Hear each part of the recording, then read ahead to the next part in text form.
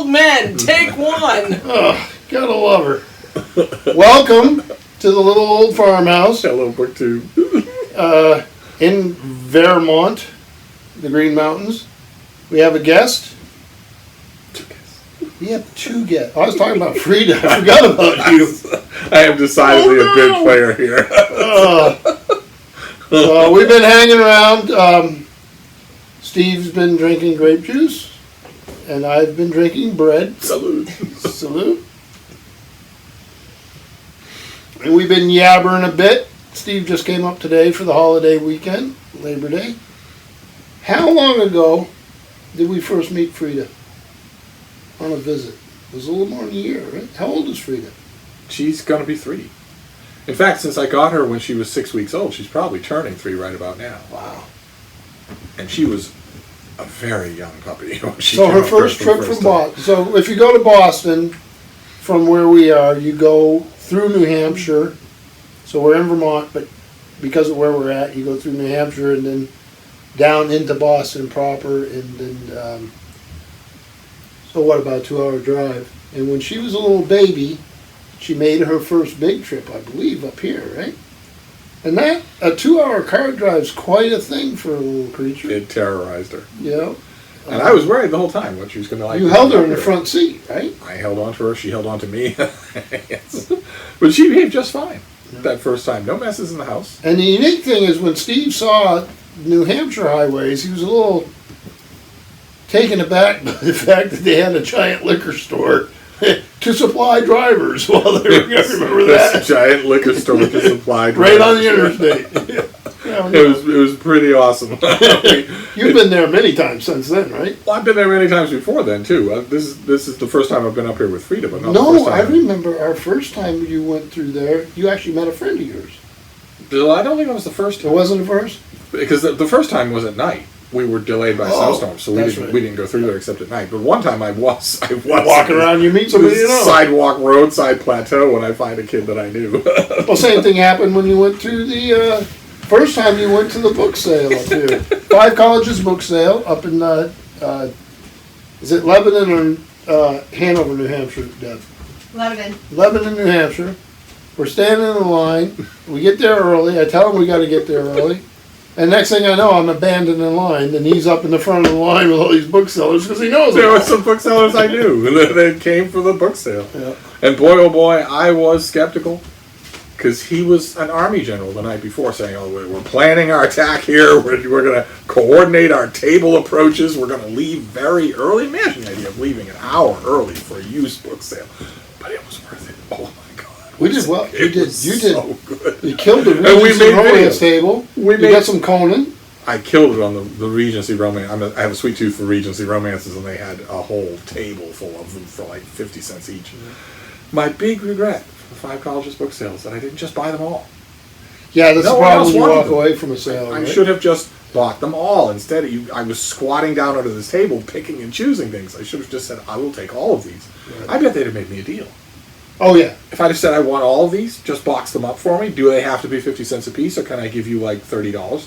Oh, yeah. I bet they'd have done it. Because they have to deal with those books after everybody leaves. Which in the book world, in the library book sales, for those of you librarians, or if you're part of a group that does these types of library sales, you're seeing now in our time, the difficulties for these nonprofits is actually to deal with the books after the book sale. You said it was expensive, right? It's very expensive to discard them. You'd love to send them somewhere where they would be loved. A lot of times they've been picked over, and I know that's a tough thing to deal with.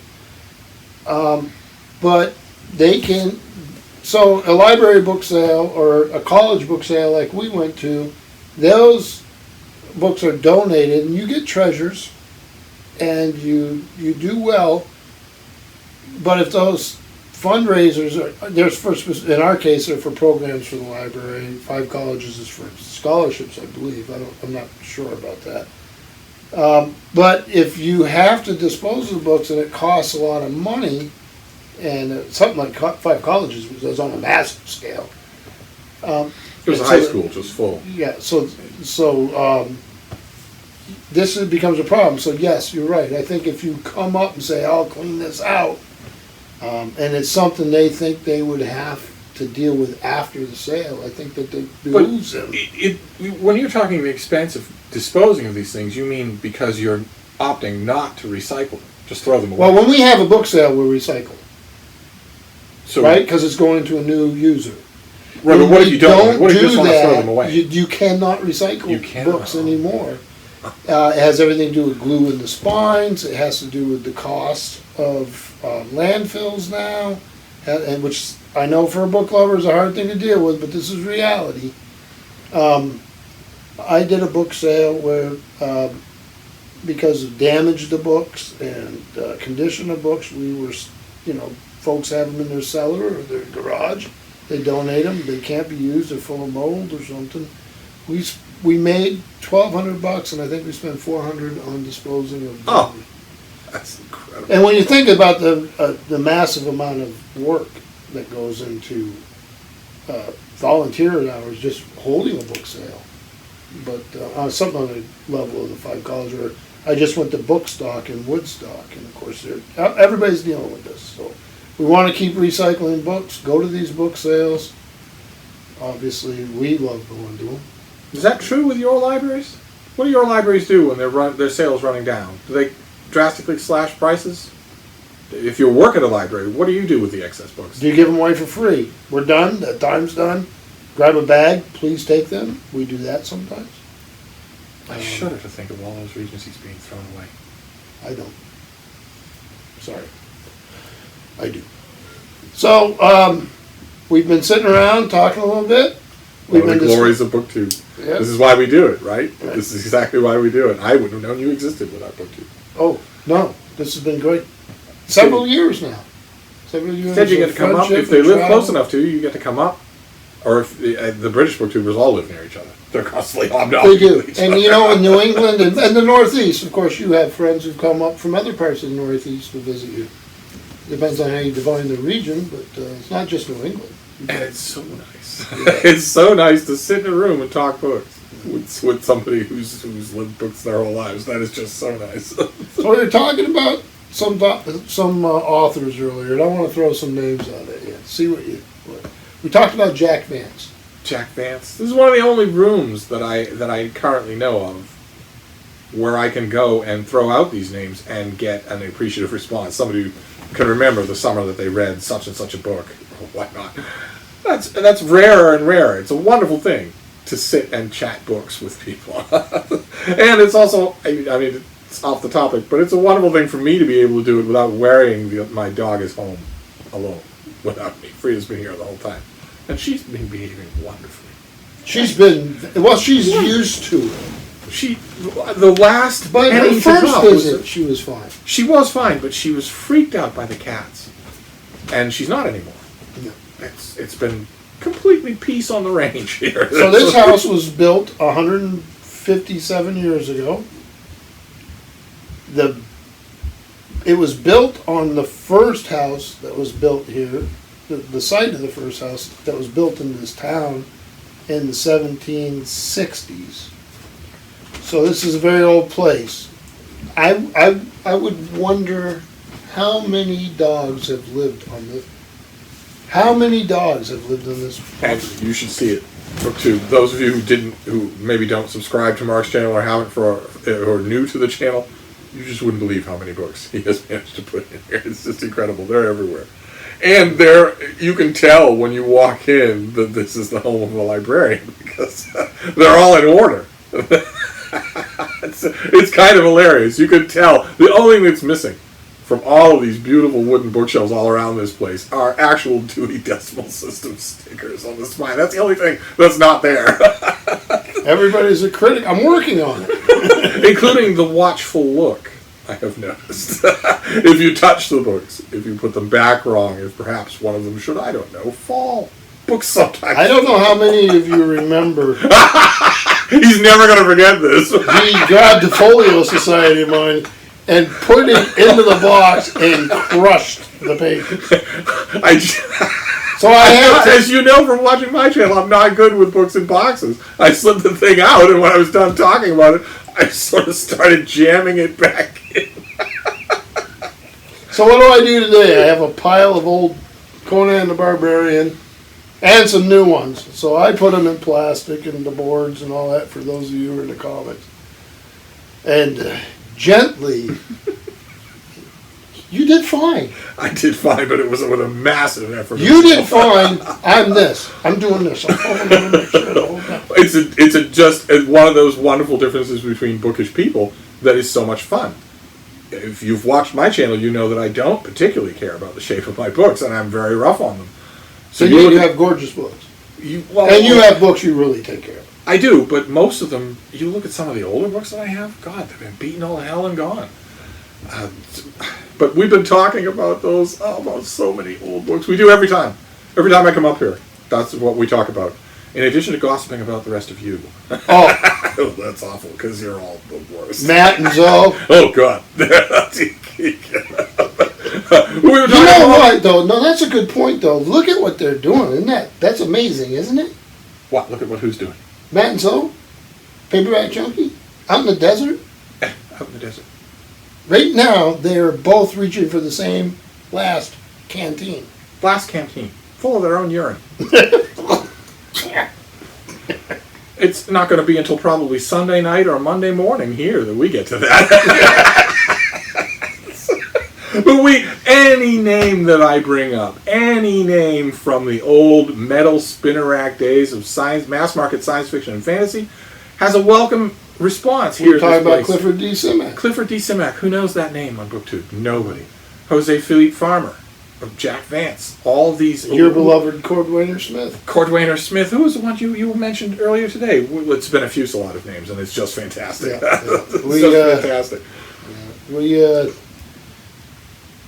I never forget one of the first one of your shows I watched. We call them shows now. There's so many of them. You were talking about. That's almost 3,000 videos.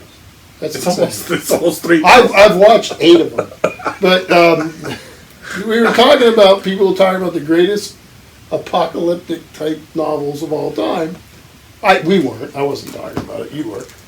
And I'm sitting there, Pat Frank. I'm sitting there, Neville Shute. Yeah.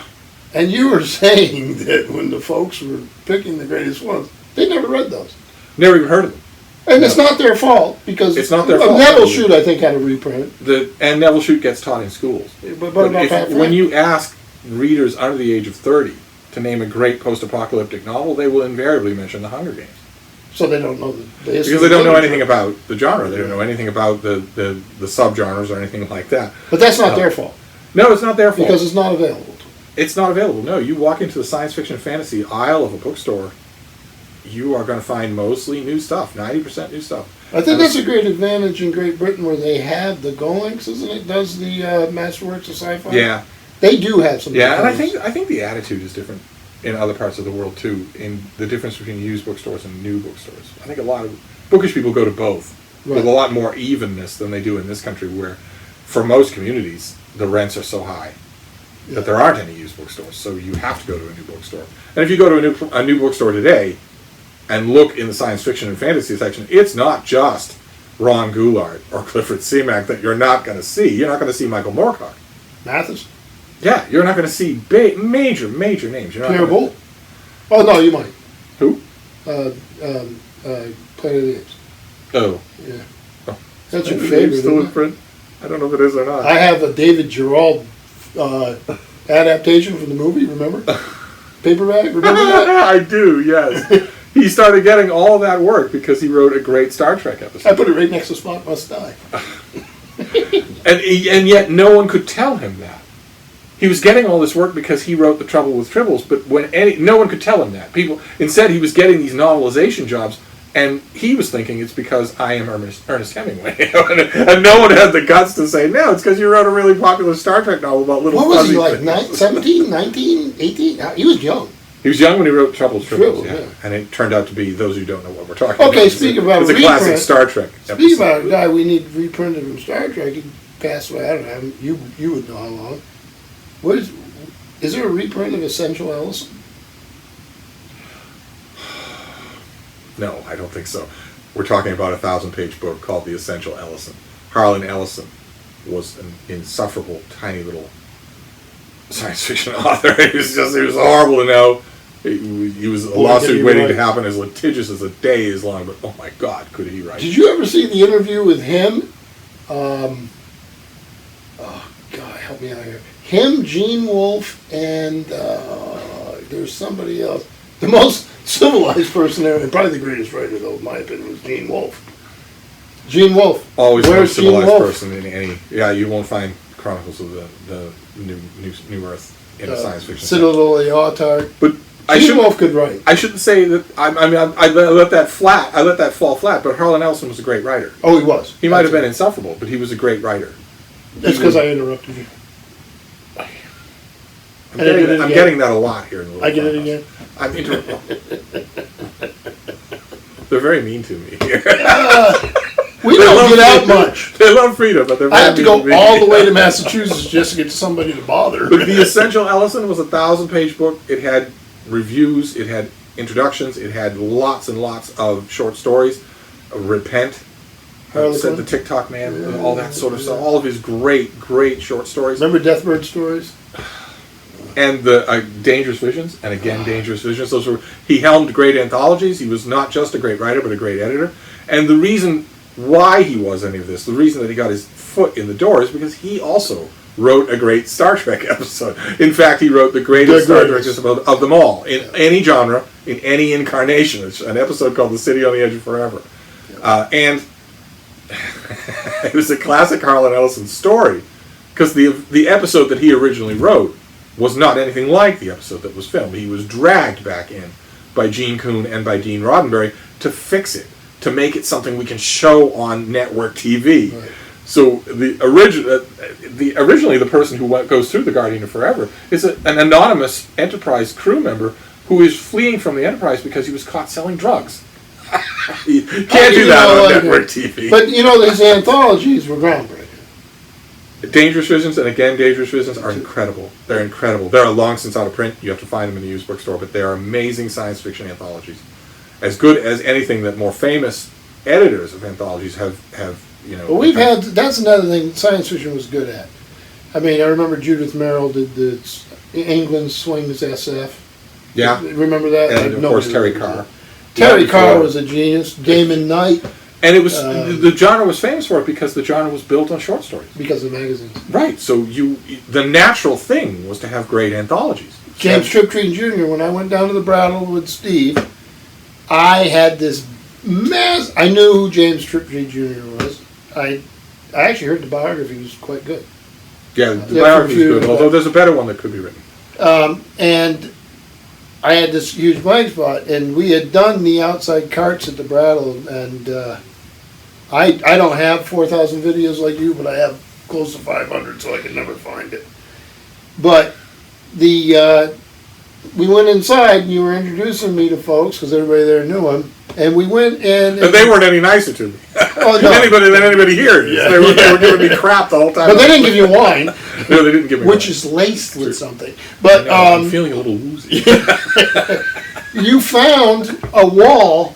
I think it was in a transfer place. It wasn't over with the rest of science fiction. Yeah. So I could just come in and right near the cash register. Yeah, and it had like five well, beautiful paperbacks of James Triptree Jr., all of which I've seen you show on your channel also. So you obviously think there were 4 volumes of short stories and then 2 novels. Right. And then there was a third novel that barely was printed at all and is long since gone. So even an old guy like me can rediscover authors from that time. He went to the Brattle. It was his one and only trip there, and he didn't even go upstairs where the history books and the nautical books are, much less the third floor where the collectible books are. Although Samuel Eliot Morrison World War II volumes, the multi-volume set, I would buy that. On the third floor, they probably have a signed set of that. I'm a librarian. I don't have any money. This is another great thing of being up here. In addition to being surrounded by books, I get to hear all about the world of libraries. I have 3 friends who are librarians, and this is one of them. And well, you have one of them who's pretty serious. I have one friend who's a librarian in Virginia, one friend who's a librarian in an extremely small town, Vermont, and one friend who's a librarian at the Vatican. Do you realize small town Vermont is an oxymoron? So at one end of the spectrum, one of my librarian friends, when he makes any requests on the telephone, is referred to as Your Grace. And then at the other end of the spectrum, it's Hey You. And you were telling me, you were telling me about new library findings. Absolutely fascinating. Yeah. Things so our judgment, I think, and some of this is has been impaired. Yeah, well, my judgment is gone. We may edit this whole thing, which means we're not going to show it. No, we will. There'll be some editing. Library journal. So fortunately, we both have extreme technical abilities, so Yes, we that's can do right. all of our own editing. We don't need anybody else to do our. So basically, my wife's over there, the younger one, who's technologically savvy, and she's vaping right now. But no, she's not. In case I don't think we know how. That's terrible. They were wondering when the video started whether or not they should feel sorry for you or for me, and now they know where their sympathy really belongs, and it's not either one of us. So we're trying to figure out where we put our resources. And Library Journal's been... I mean, every generation has to have a name now. I'm the last vestige of the baby boomers. I'm a fairly older guy. Not quite... You're not quite as old as myself. I'm a zillennial. Yeah. Zoo. So, we're Nobody quite looking knows. at... there are all sorts of conflicting... So we're discussing that. We'll probably do a different video on it because it'll get me off track. But, there's a lot of stuff going on there. And I think that the encouraging, wonderful thing is that, and we see it on Booktube, that young people read, they read print. But they don't just read print. They read everything. They have a million choices. And they love their libraries. They love their libraries. They love their libraries. It's amazing. When we were told for decades that the libraries would go away. That there They was love the internet. books. There was They love, and that's you. That's a lot of the folks who watch Booktube and talk about. They are more socially connected about books, I believe, and I think the numbers show that. So they use social media, book club. It's amazing to me that younger people are in more book clubs than older people. See, I'm learning all We're this stuff. I didn't know any of this learning. stuff. No, now we were. I'm speaking for him. I shouldn't. I was always told, like, my the generation before me, they were joiners. They were in the groups like Elks Club, all these things. They were very social, and then my generation wasn't. I think there's some truth in that. Not quite so much. I didn't join that. I'm a veteran. I wasn't. I would sign my check and be part of the veterans groups. But now that younger readers actually are very socially engaged. And you were saying that the reason why is because they want to break. Well, yeah, some of what we're finding out when we read these wall-to-wall electronic life. If you're a person, the research is showing that if you're a person whose life when you're at work is a screen, when you get home is a screen, you do all your communication screen, and that's fine. That's fine. Sometimes you need a break, and sometimes sitting down with a print book and just relaxing. And I hear that from folks. Are you that way? But we've heard that on Booktube, I believe. We have heard that on Booktube. Is and that true for you? I think it's very judgmental to just pigeonhole a generation, say they're only doing that. I believe the younger generation has more choices and does more things and has more opportunities. We do have more opportunities. We do, both of us. You old people just don't understand. Did I just wake up? Yeah. I have to go to the bathroom. No, I don't. Not anymore. I just did. Remember that scene in Avengers Endgame? I don't know which one of me I was thinking more of a classic commercial from Saturday Night Live. How do you know so much about oops, I crapped my pants? Because I'm wearing them, and I just did. Hey, do you think the other day he was really talking about floating soap? I don't know that anybody knew what I was talking about in that video. Yeah, I was talking about soap floating, and because you took a bath in your tub.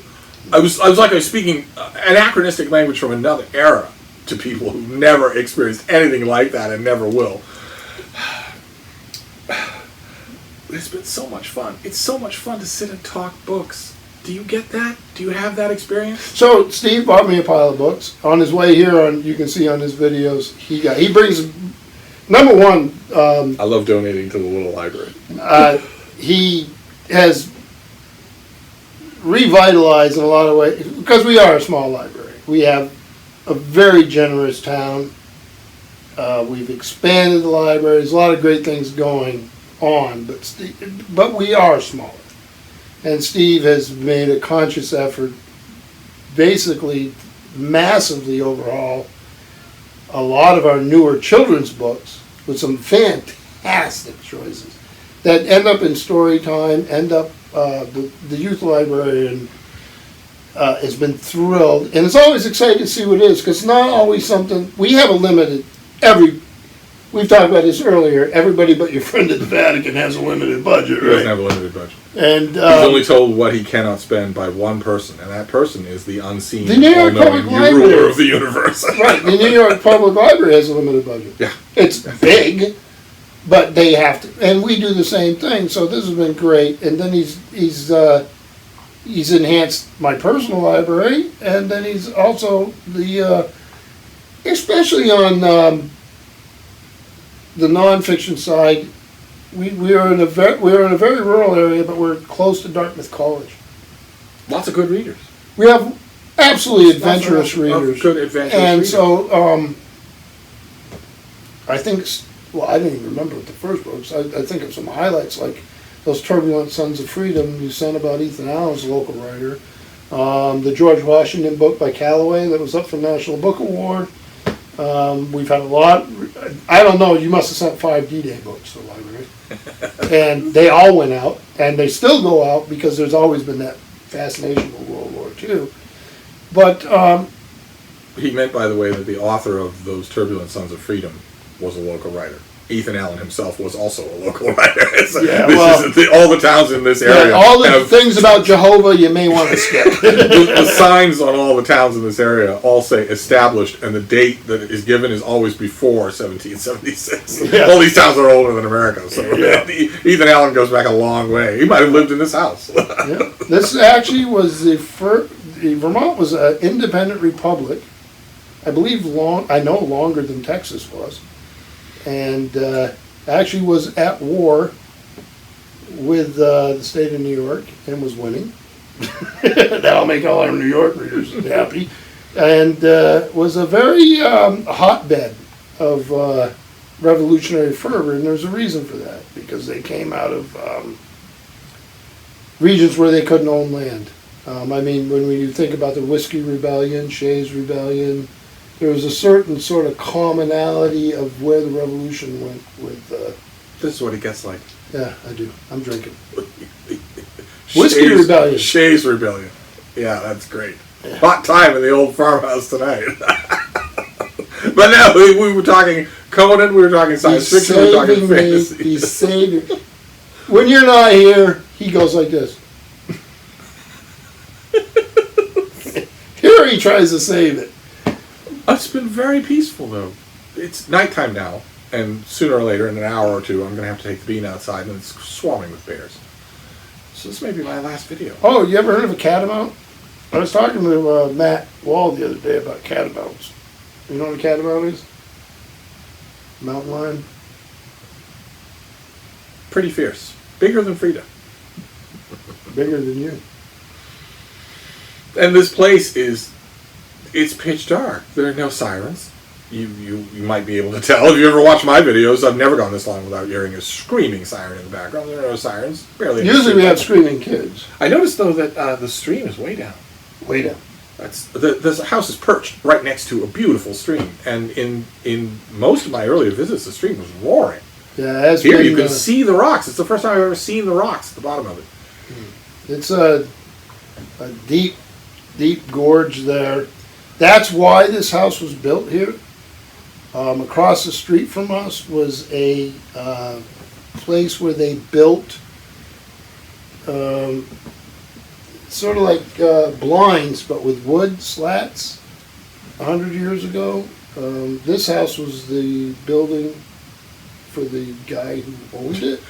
And the building across the street right This- now is not exactly a testament to the American public school system. Yeah. It has a for sale sign, and one of those two words is spelled wrong. So, oh my! Don't tell him. I'm going to have to get a picture of it. Yeah. Because it is as pure an indictment of the American educational system as you could get. You're assuming he's educated. And that has been the rhythm of this. We talk books, we joke, I take Frida outside, we watch the news tonight, and you get to debate about it. It's a wonderful thing. You want to see somebody lose his mind. The news was a bit hard to watch. Although When I is it noticed not? the one time, I mean, we had radically different reactions to all of the news stories. The one time that Mark and I had roughly the same reaction was on the same kind of thing when some Trump apparatchik was on board and was talking about his administration's latest grotesque inhumanities to immigrants, and we were having radically different reactions. And then the goon started saying, and you know, it's been like this throughout history. And suddenly both of us perked up like this because we were waiting for him to get his history wrong, and of course he did. 1619 and 2019 is a pretty important anniversary in American history. Yeah, 1619 So, is a pretty important anniversary, and it has to do with immigration. Yes, forced or otherwise. So, but books, we get back to books, we change the room around a little bit. Yeah, Well, much nicer setup. it's very difficult in this house to get it right. So the house was built without any of this in mind, and the technology. So when this house was built, there were no bathrooms. Okay? So this house was built, your kitchen would have been very different and would have been a danger to your house. And when this house was built, there was virtually no concept of a personal library. If you take There would have been, I believe, in the 1850s in New England, personal libraries. Some of them were quite substantial, but not in this I environment. think the people who must have lived in this house originally would have looked at these books and thought, this has got to be some sort of priest who lives here, Yeah. or a scholar from a nearby college. And yet Dartmouth would have been the closest, and in that time, transportation would have made that impossible. The nearness of places like Dartmouth makes the used bookstores here. That is why, I think that is why you have been able to produce marvels. If you look at Mark's channel, you'd never guess how small this town is. And it's those people, it's those book collectors and professionals. Oh, we have people who watch the channel and have commented on the tractor pull. I mean, this is a very rural area. Vermont is the most rural state east of the Mississippi, and depending on how you do the numbers, in the United States. It has the smallest big town of any state in the United States.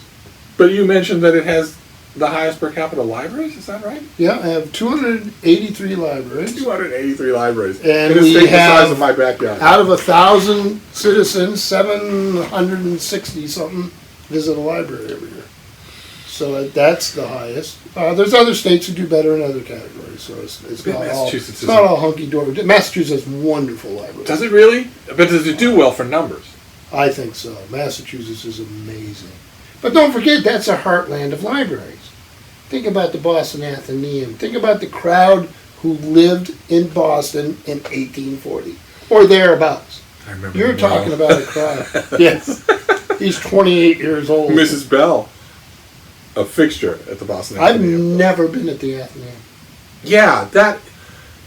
I've been a guest of the Boston Public Library. I'm never been not going to rant and rave. I'm not going to do either one of those. But somehow, when it comes time to go to Boston, it's never you who's driving. It's never you who's doing it. So you haven't finished looking at the Brattle, and you haven't... I could take you to the Athenaeum, not just the 5... My wife tends to go get him. Sometimes because I'm working, but a lot of it's because I don't... At my age, I'm not a huge fan of driving in the city. I'm a country guy. I'll do it. I do get stressed. I'm glad that you're getting the PC version of all this. Actually, it's just a matter of who draws the short straw. Neither one of us is very fond of me. but so when we go get, what's his name? You haven't seen all of the Brattle? He hasn't seen the Athenaeum? I could show you not only all 5 floors, but the basement, the sub-basement. I've never been to the Gardner Museum. Okay, I'm assuming this is going up on his channel and not mine. I will allow me to elaborate a little. The Isabella Stewart Gardner Museum is one of the great treasures of the entire United States. We have some paintings downstairs. Oh, It's a rock throw across from the Museum of Fine Arts in Boston, and everybody who goes to Boston and sees the Museum of Fine Arts then crosses the street and goes to the Gardner Museum. You have to do both, and somehow, mine host has not. but holding the beer up, I've been to Fenway Park about 40 times. Not a big thing to talk about this year, though. Clearly. My wife's over there indicated she went when she was in school together, but she's from Quincy, Mass. Of course she went. Yeah. She's holding up her arms and pointing. I thought she was just finally admitting about the BO.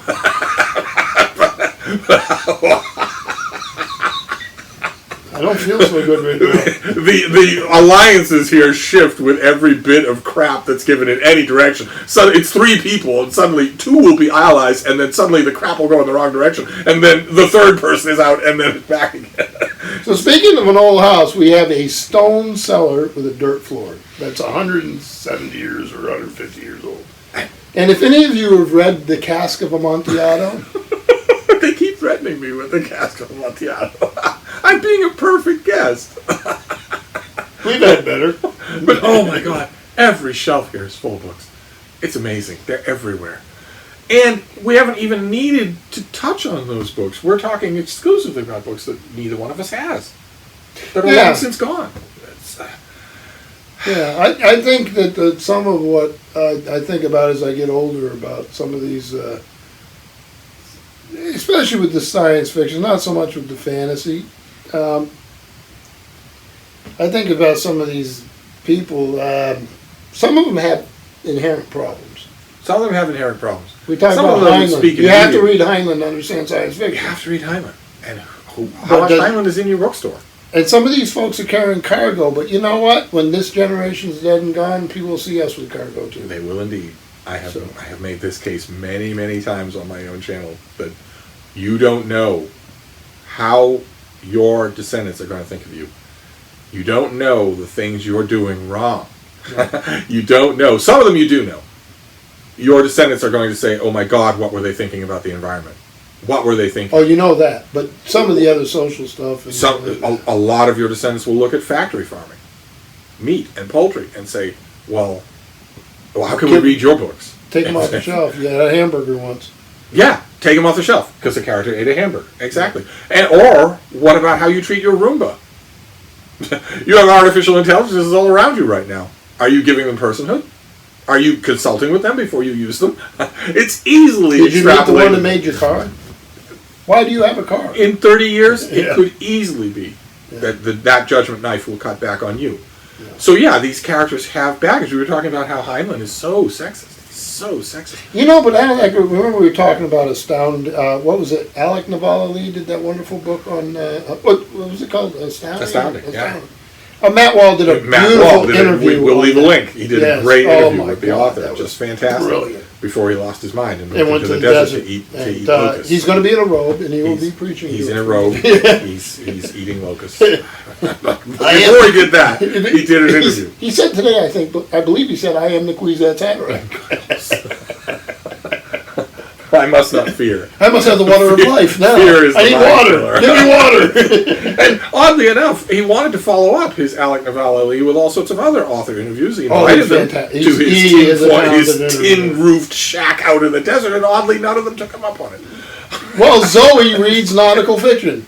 I don't blame her. I'd be reading anything with water in it. But we looked at some of the baggage of some of the characters. Now we know L. Ron Hubbard, and we know John W. Campbell came out. I knew there was some problems there. I don't believe I had any idea. No. Just No. how on It'd be great if that. But does that get rid of his contribution No, to science no, it fiction? does not. Or his. And people don't know that Campbell wrote science fiction. They only think of him as an all-star Stewart. editor, but Yeah. he wrote great science fiction, including a short story That became a movie. that has been adapted into a movie that you know. He wrote Who Goes There, Yeah. and you know that as the thing, Yeah. and it wouldn't have existed without him. That's been filmed more than once, right? More than once, yeah. Yeah. Although only really once Right, that yeah. we care about. It's been filmed 3 times. Oh, I didn't know that. I think. There was the James Arness one, where the alien looks like a giant carrot. It's not frightening at all. And then there's the great John Carpenter version. Which I love. And then there was a later one. I feel almost certain that there was. Everybody here will correct me if I'm wrong. Right. If you haven't seen John Carpenter's Alien or Scared The Thing, it scared the fire out of me when I watched it. It was intense. I didn't like it. It is intense. I liked it, but didn't like it. I didn't like it in the right way. It's beautifully done. Let's put it that way. I don't get scared at movies. I'm missing that, and all my friends have commented that my whole life. How do you Where get are you missing claustrophobic on an empty continent? Yeah. I mean, Yeah. you're like this the whole time. I watched it in the theaters when it first came out, I didn't and see it in the theaters. it bugged me at first because the very first scene in John Carpenter's The Thing is a dog weaving around in and out of helicopter fire in order to make a point. The dog is trying to convey something. It's trying to do something that is not, according to the movie, clearly the movie is trying to tell you this dog is not acting like a dog. And I'm watching and thinking, well, yes, it is. Don't you slight nice people. But there had been a movie right before John Carpenter's The Thing called Alien. And in the climax of Alien, the alien in the title pops out of someone's chest. Mm-hmm.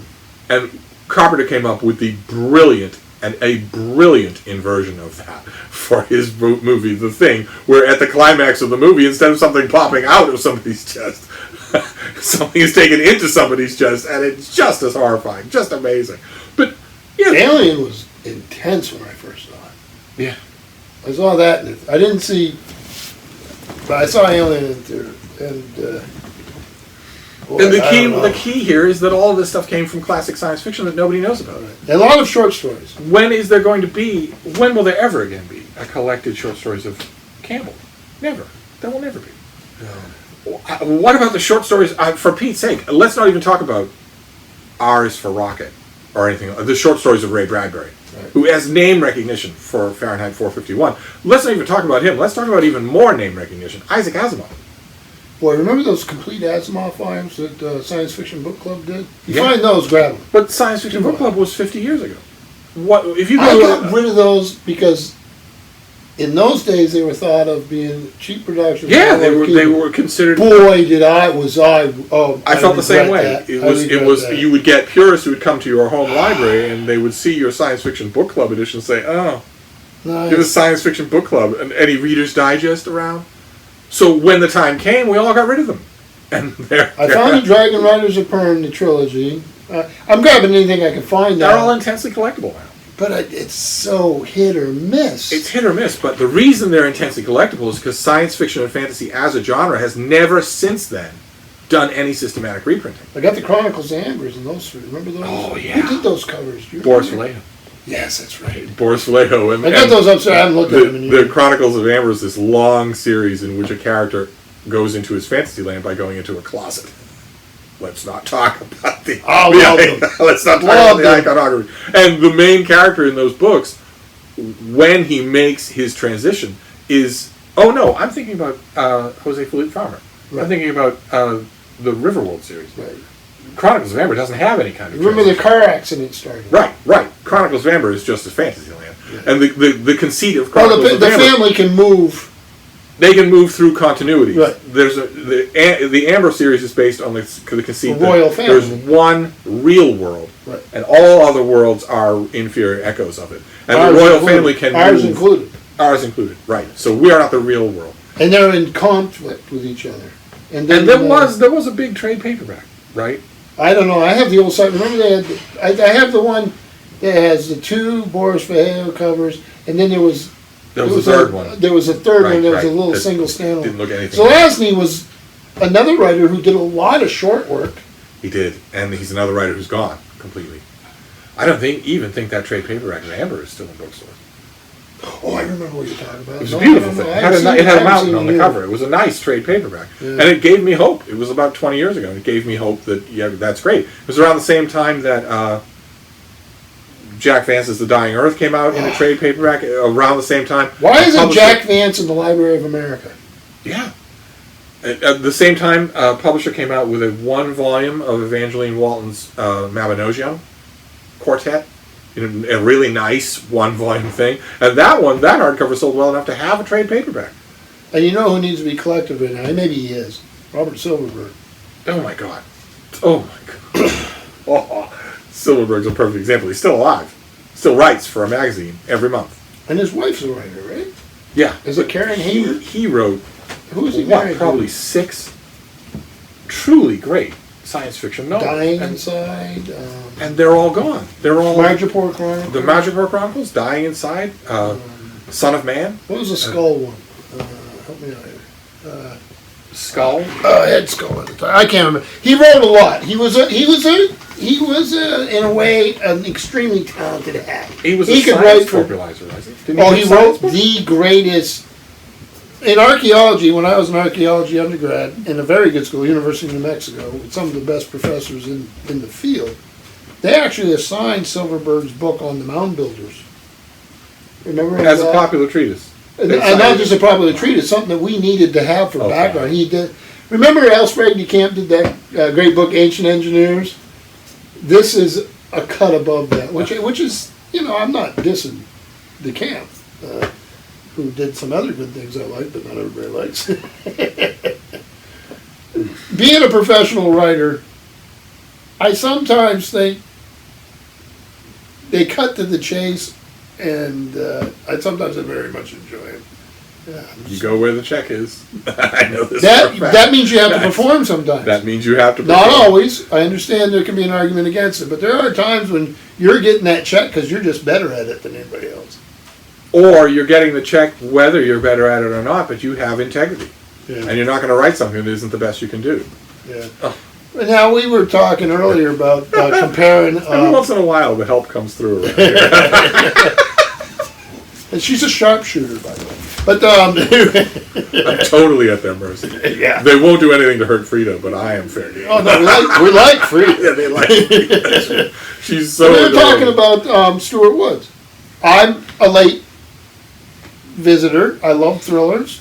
Steve has always been kind sending the library thrillers. And when I call him for advice on when I have readers' requests, because of his range of readings, he can save me, which is why I watch your channel in the first place. I think it's why a lot of people do. I don't think they're there for the sexy eyes. So I, I've read everything. Yeah. I read all the time. I read So all we're the time. talking about Stuart Woods. And if it's any consolation, if you come to my channel for that, you're in good company, because long before there was an internet, people came to my information desk for exactly the same thing. Well, I think that's what it is. Not Mark's Deb, but my Deb. If you talk to my Deb, she'll say, yeah, there was a lunch rush every day from noon to 2, and there was a separate line for Steve. Yeah. Where people were just coming to say, I read the last book you recommended, I really liked it, I need something else on a totally different subject. There was a time when businessmen in America, or businesswomen in America, would recognize the money value of that. Yeah, those people never were part of Barnes & Noble. So we're going to segue, though. They may be a part of Barnes & Noble now. Could be. We'll never know. I was at Barnes & Noble just the other day to buy something, and the guy at the registers, who Deb and I raised from the cradle, he's one of our less successful children, but because he's a bit of a fascist, but he's an adorable kind of fascist. And I told him, what's going to happen with Barnes & Noble? He said, anything could happen. We're a British company now. He actually used that phrase. He said, we're a British company But can I segue on that a little bit? What's your farmhouse?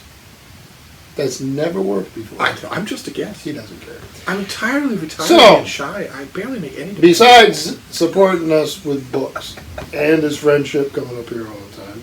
I love the idea of sending you kids' books, especially, because those things are. Well, no, you've done it. I mean, it's amazing, and that's an education for me because it's incredibly important. And kids need variety. They want to go into a kids section and see lots of stuff they haven't seen before. Adults can pick and choose. Why you have so many formats in the children's room? Yeah.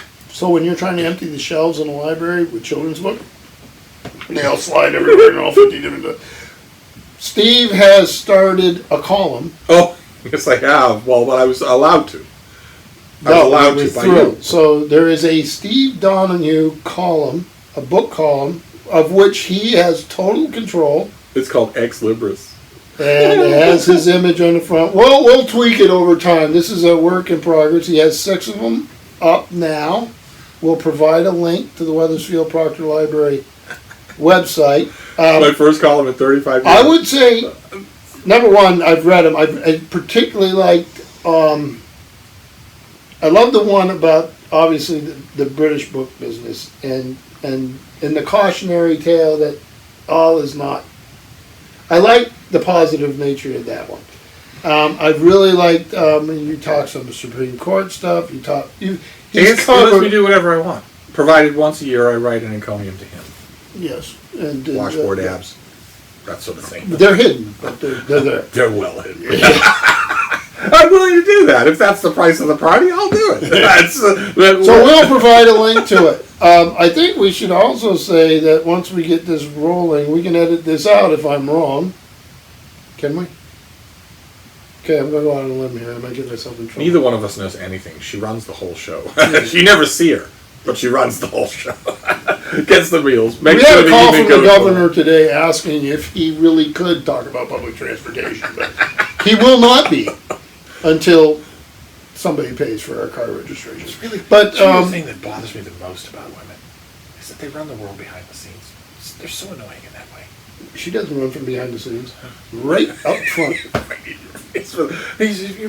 They're always organizing things and using common sense and not flying off the handle. So what would you say about other librarians who wanted to...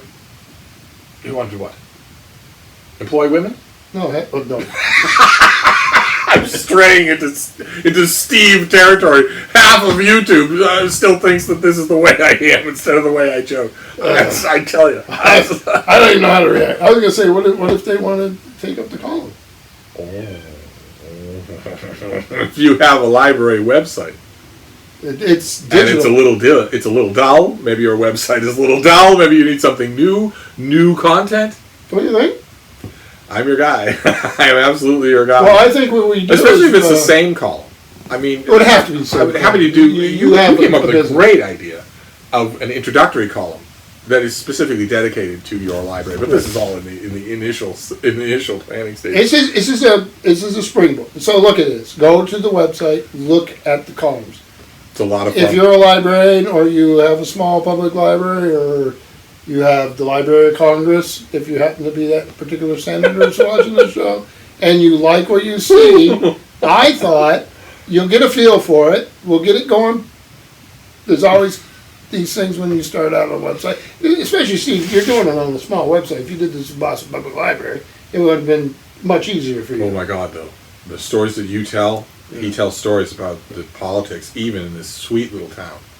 The politics that you have to go through to get anything done at a library. Oh my God. And you've said it, you know this already. It's 100,000 times worse at the Boston Public Library. Right. It's 100,000 times worse.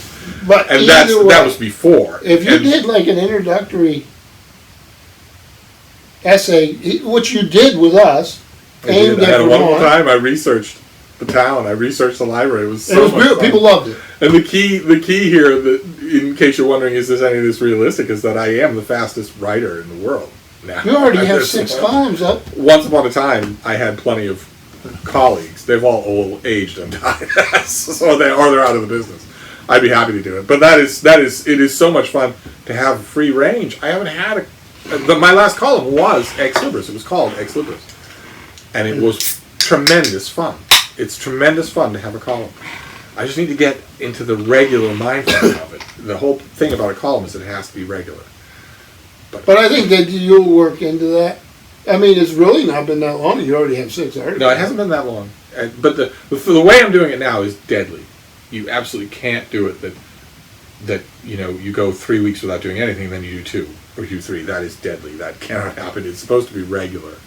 The only reason I'm new to it, and the only reason that it's irregular is because I have lots and lots of other. No, it's not just that. Some of it's been on my end with the computer. So it does cause you some jitters. I mean, You're trying to deal with me getting it up. And it's all his fault. Totally his fault. But it's free, so who cares? And sooner or later, that column will expand to the kinds of stuff that we talk about. Right. Sooner or later, it will. It's just so much fun to sit here, and it's so much fun for us. Mark's Deb might have a different idea, but it's so much fun for us to sit here and just talk books. That is just so much fun. That is what libraries and bookstores. Libraries, bookstores. It's not all just griping about who's not in print. Charity shops, antique shops. Where do you hunt for books? Why are you getting them? So our idea of building a family library is totally different. And yet both are legit. I listen to you on your channel when you say you're never going to buy a used book again. Yeah. And then you get 70 when you come up here. I am. The whole idea of a book, of a personal library for me, is that it has to be working. It has to be a working library. I can't use anything that is just there because once upon a time I liked it. I have come up with a long list of reasons that are not good reasons to own a book. Yeah, but they don't work for you. Well, I'm going to make them work for me. They have to work. No, you're not. The fact that I've once upon a time read and liked a book is not sufficient reason to keep it. The fact that I have reviewed a book is not sufficient reason to keep it. The fact that I have never seen a copy of a book. No. I have to use it. I have to find myself parked in front of that bookcase, pulling that book off the shelf on a semi-regular basis, or it's not worth it. Number one, I wouldn't want to walk in a room that didn't have all these books. His library is completely different. It's like I said, for my family it's to perfectly the for library centuries. of. Yeah, he has a family. I want my family to have. I have a centuries. surly houseboy who is not interested in books. He's interested in emitting pheromones to find a mate from his own species. I used to do that. You're determined to get yourself into trouble. I know, but I'm so old I don't move anymore, so it doesn't matter. No, I mean... This has been very strange as far as visits go. This is the first... I've heard stories about recent trials that he's gone through. There are battles that happen in your small town library that you don't know anything about. And they are long-term battles, and there are long hours involved. I've heard those stories, but this is the first time I've seen proof of it, because this is the first time I've been here when you have not been pacing everywhere. Yeah. He's just been melded into that chair. The library's taken the life out of you. Like something out of She by H. Rider Haggard. Yeah, no, but I would never... Oh, I'm sorry. Did I mention another science fiction author who's not in print? Did the movies in the 70s or 80s? Rider Haggard's She is not in print. When did he do the adaptations? Was it in the 70s or 80s? TV? Or 70s. Was it movies? 70s? 70s. And it's never been reprinted since. And you don't have steampunk. You don't have a lot of adventure stuff. And yet, why is Rider Haggard She? If those of you who don't know what we're talking about, it's a novel. Kipling, it was reprinted a million times. Same reason as Kipling. Incredibly seminal.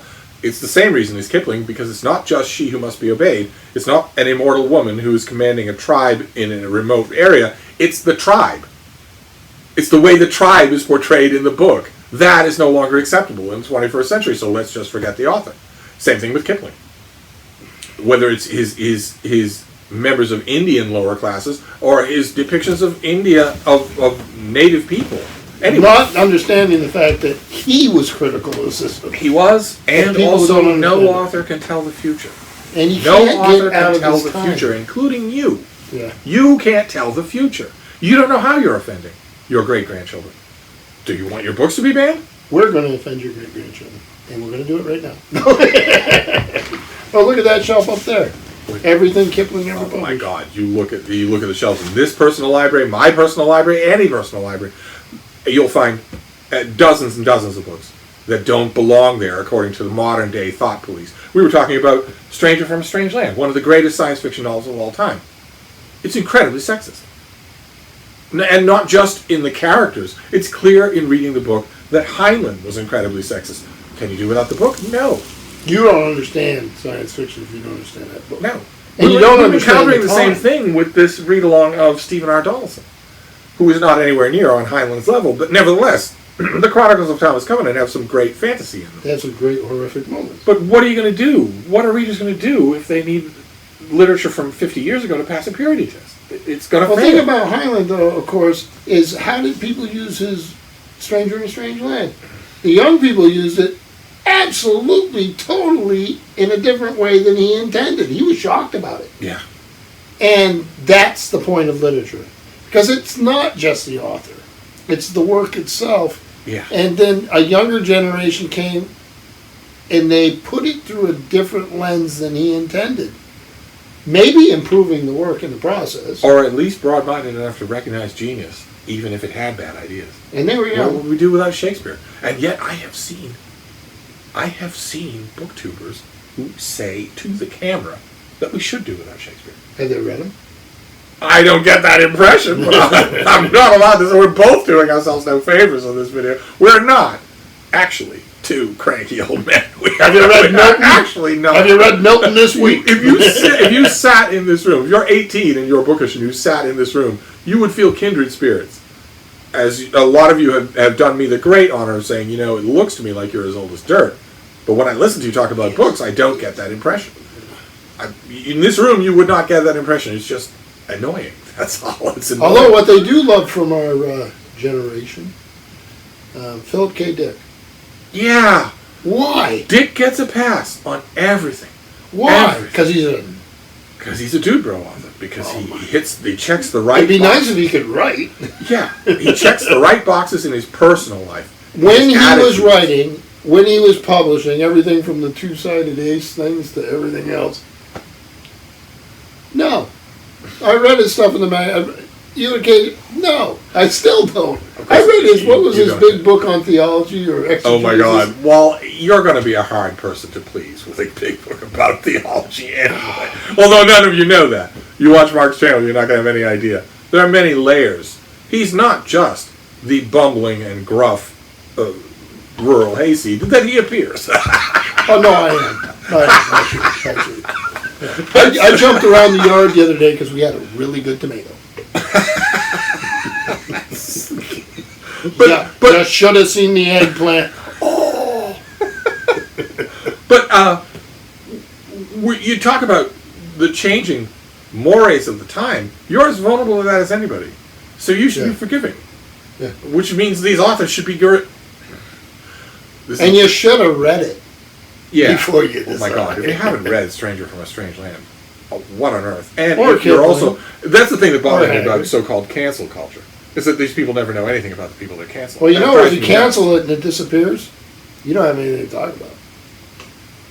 You don't have any way to learn. You don't have any way to change things. How many great authors? In 1984, they talked about wiping out the cultural history a little bit, didn't they?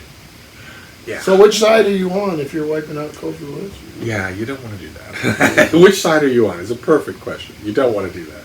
Well, not that, I mean... It doesn't mean there's something that ain't problematic. Oh my gosh, a lot of it is problematic. We were talking about Heinlein today. He's incredibly sexist. Can't do without him.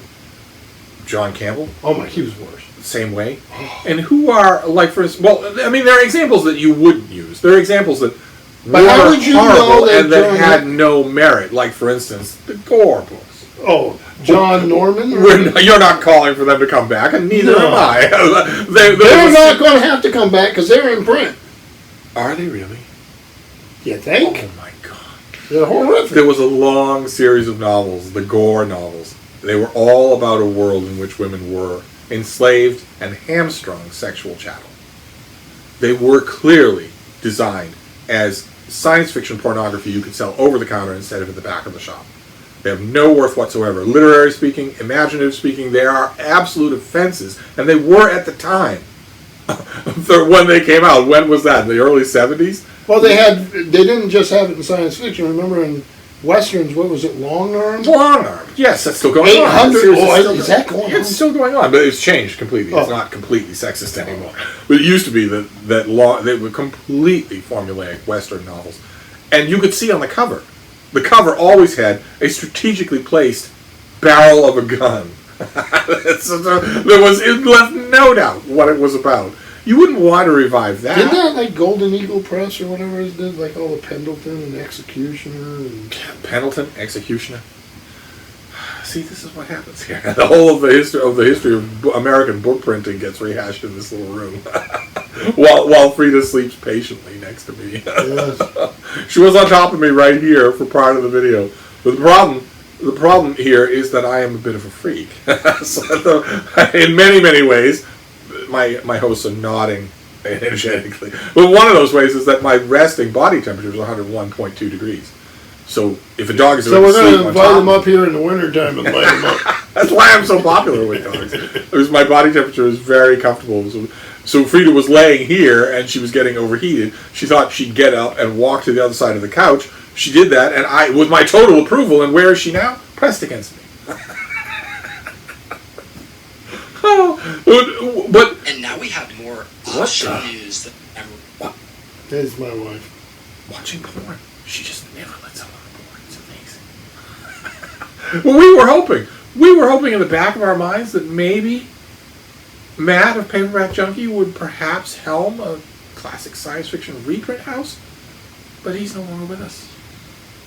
He's growing cactus in the desert. He's growing cactus in the desert. Good idea, buddy. But that's what the talk has been like for every visit, for the whole visit. I periodically drop out of all human interaction because when I'm here, I still have to work. I don't have a job. Mark's Deb and I were talking about this on the ride up here. One of the downsides of being self-employed, of being a freelancer, is that anytime that you're not working, the only thing you can think, you can't think, well, isn't it great, I get a little time off, the man will have to do without me. Instead, when you're not working, the only thing you can think is, I could be earning money now. People think freelancing's easier. It's actually harder. It's much harder. It's You're your much own harder. corporation. Yes, and the main thing that makes it harder is that you don't have any time off unless you just force yourself. So that editor to give it. wants you to do something while they go on vacation. Right, yeah. My editors want me to do something while I go on vacation, but That's money in the bank. if I do that something and file it on Monday, which is a holiday here in America, well, there you go. No editor in their right mind is going to want... If an editor doesn't take something that you have filed on their request, they have to give you what's called a kill fee, which is a large fraction of the amount they would have paid you, only they're paying it for nothing. No editor wants to do that. So filing essentially means you've earned the money. Unless there's something wrong with your prose. There isn't going to be anything wrong with my prose. I don't mean to sound egotistical. You've received enough of my columns now. By now I actually host some of your calls. I don't write sloppy prose, so my editor's never going to have to touch it. So if I file it and you don't use it, you owe me money. Mm-hmm. So no editor's going to do that. So all the editors that I have in the world have been clearing off their work dockets ahead of time before they go out for the long weekend. And that means I have a lot of work. And if I, for instance, take tomorrow off from work, I believe we have several orgies planned. They're big on that here in Vermont. If I take tomorrow off completely, yes, okay. He sleeps through a lot. Yeah. The only alarming thing is he sometimes does that at the wheel. Hold on a minute. Here. I know this road like the back of my hand. Of course, all our roads up here are dirt roads, which is really bothering him. Do you guys have pavement? It's actually wonderful. I mean, I joke a lot, but there are no sirens. There are no streetlights. There is no traffic. There are nothing but friendly people. This Vermont is a tiny state in the United States. Every single person, I think this is the only house within 100,000 miles that has no guns. Everybody here in the state has guns. There's no gun violence. Well, you think we're the guys who Bernie Sanders is from, right? Bernie Sanders is from here. And the guy he's the most liberal guy in the country. He's the most liberal guy in the country. But he's pro-gun. He's never said a word about gun ownership. He knows where he comes from. This state has more gun ownership per capita than any state in the country. And no gun violence. But it's a very liberal state. And, I've walked up and down these roads talking to people, and they're wonderful. They're wonderful. They're the kind of people that's the thing that disappears in the news. They say, this is something that bothers a rural fellow like myself. I've grown up in a hunting culture, gardening, farming. I come from a not a dissimilar place in other places in the country, and I'll see on the national news they have the rural-urban dichotomy. It's not true. It's not true. The urban areas against guns. You're a really rural person. No, I am. And sometimes that's ineradicable, because you would never guess that he's seen so much of the world that he has. But think about it, they do. If you knew how much of the world he's seen, you would think, okay, well, if you've seen that much of the world, you won't be rural anymore.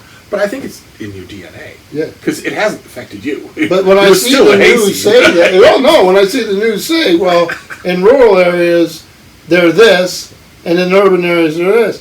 That's not true. That is not true. Fact. That is not true. We're the most liberal state probably in the country, and yet we're gun owners, we're farmers. The dichotomies are just illusionary. And it's not just Vermont. No. I think a lot of times that 49% split, and then you tag a whole state as this because the 50 keeps holding on because gerrymandering, you're misidentifying that state. So it's not just here. In very little time, you're all going to hear about such a thing, not only from New Hampshire, but also from Iowa, where very small, intensely rural places start to govern the fate of the nation. And you're going to think Iowans are all the same way, and they're not. It's not They're true. not at all. That divide is completely false. It's It 1 or is 2%. kind of curious. It is kind of curious that you could stay so rural, despite having been on so many open bodies of water and so many places. That kind of amazes me. Well, I think that There are all my sorts of children rumors will about be. Mark and the fall of the Soviet Union. Yes, well, we'll probably be careful of that so that I wake up alive. As there was a Soviet Union when he went to place A, and when he was hustled out on a train, there was no longer a Soviet Union. But we don't have to get into that. That's true.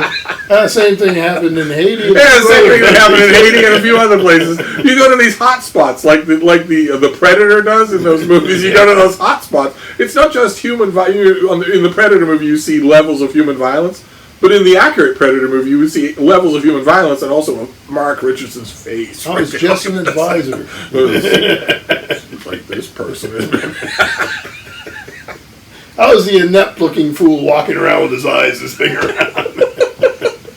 Whereas some of us, rumor has it, came from extremely rural backgrounds and have become extremely sophisticated cosmopolites.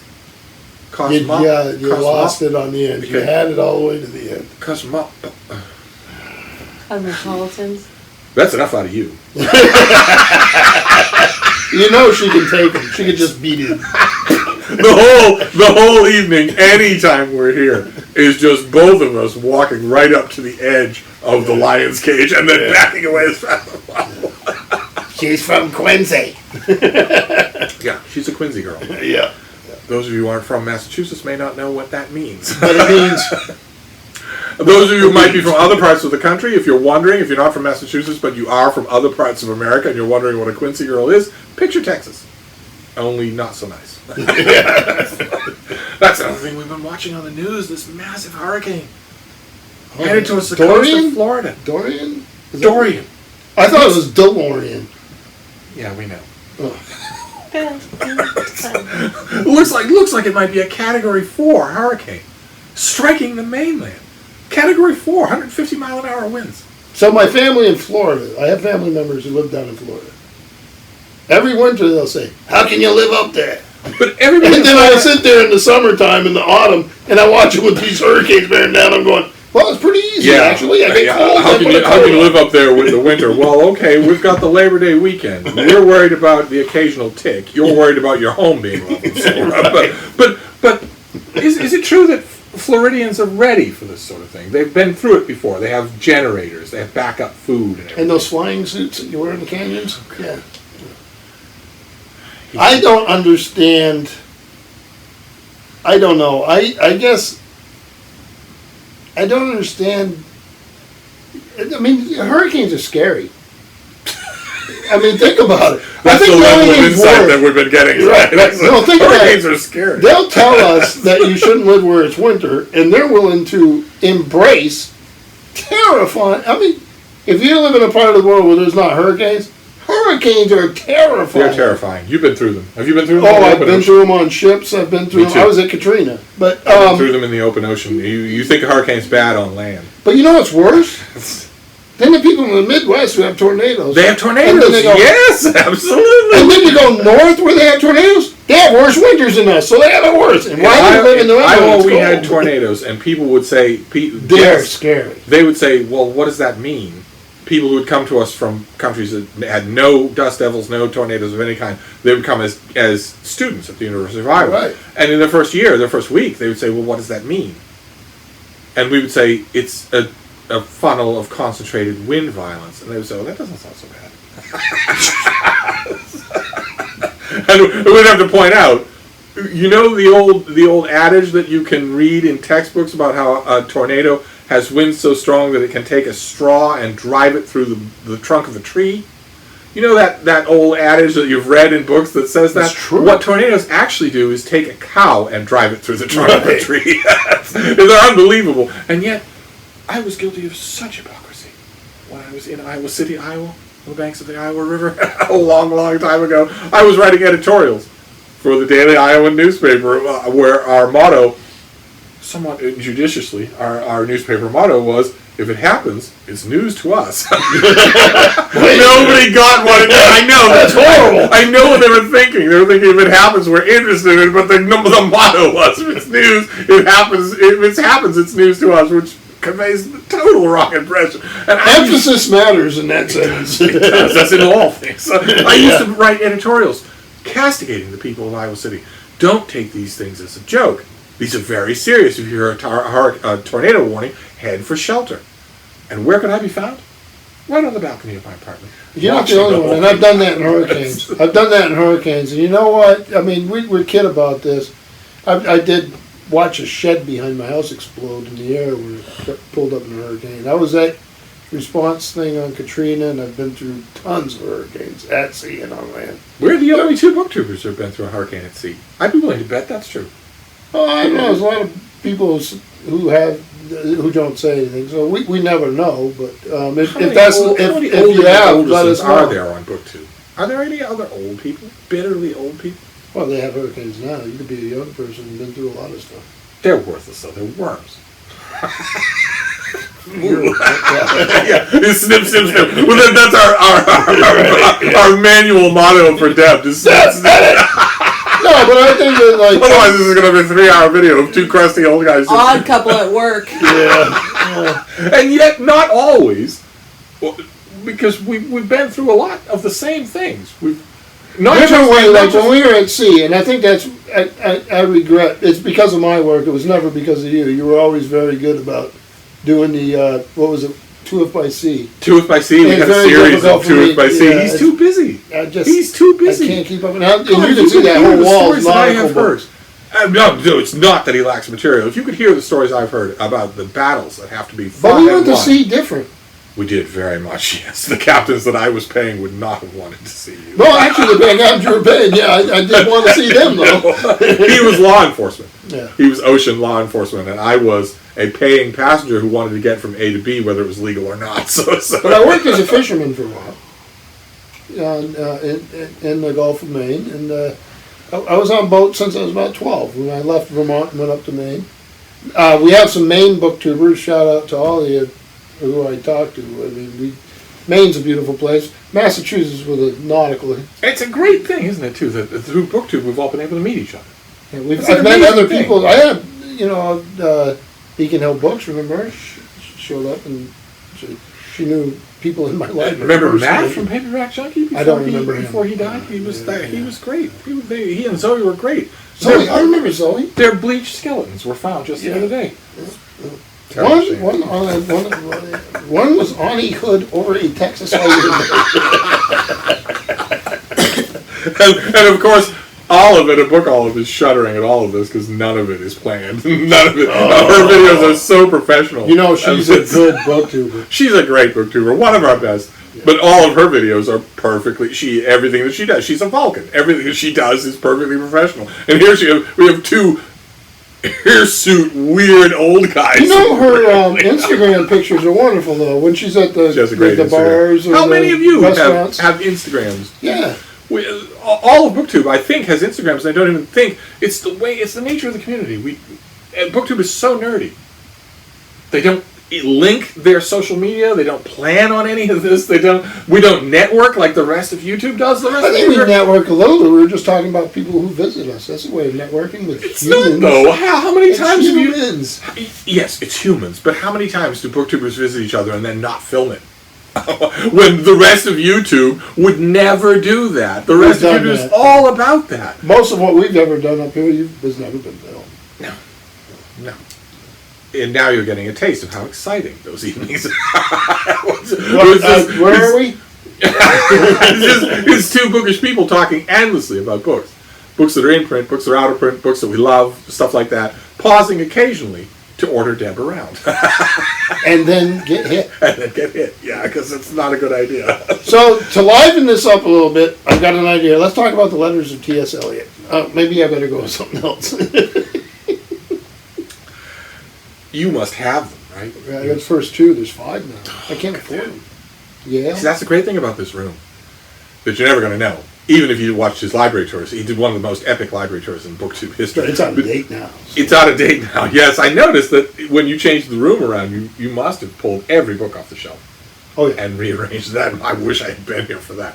But the neat thing about this room is that you can just sit at anywhere and just say, that. There's no double stacking.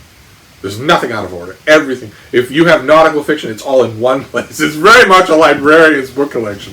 And that's great. And like he just did. He just said, pointed like that, and I can see now. 2 volumes of Dylan. Well, let's talk about letters. You talked to me about John Fowles. I said I had the second volume. I could only find the second John Fowles, French lieutenant or lieutenant's woman, and a few other things. A famous movie, too, wasn't it? It was a famous movie with Meryl Streep. So I found the second volume of the letters and fell into them and sent Steve an email and said, Steve, I'm liking this better than the novels. Well, of course I'm going to say that's justified because I don't like fiction. But that's the third. But they are very wonderful letters. They are, yes, absolutely, because that was a time before the It's internet. a who's who. People sat down in their typewriters, and before they did their hour of writing for the day, before they quit to drink, before they did their hour of writing today, they had an hour of letters to do. Okay, And he's snarky. he's fantastic. He said that, well, because he's snarky. In that hour of letters, I went through that. I had those hours of letters, and I knew lots of writers that did too. And some of them were full-on lushes. I knew and loved one writer, one of whose books you will know. I helped him with some of his later books. We were close friends in Boston. And he, like all of us back in that time, there was no internet. You had to do your correspondence. And usually writers would do that before they did their writing. So you had an hour to do your correspondence. And usually that hour would be broken up into, okay, the first half hour of this hour is business stuff. I've got to do the business stuff first. I've got these 5 letters from my publisher and these other people. I've got to just bash out answers on a manual typewriter. And then a half an hour to other kinds of business that requires more attention. And then maybe more time to personal letters. And then I will shift to writing. How many writers have I known, including the writer I just alluded to, who would just let the personal letters be the writing time for that day before they started drinking? So let me throw some out for you. Some that I've recently been into. Obviously, T.S. Eliot. For example, T.S. Eliot. These people wrote their letters E.B. over White? manual typewriters. E.B. White. E.B. White and his wife. Oh my God. And we're going to show John Fowles, Osbert Sitwell. I found some of his. So who, if you took memoir, what's the difference between memoir?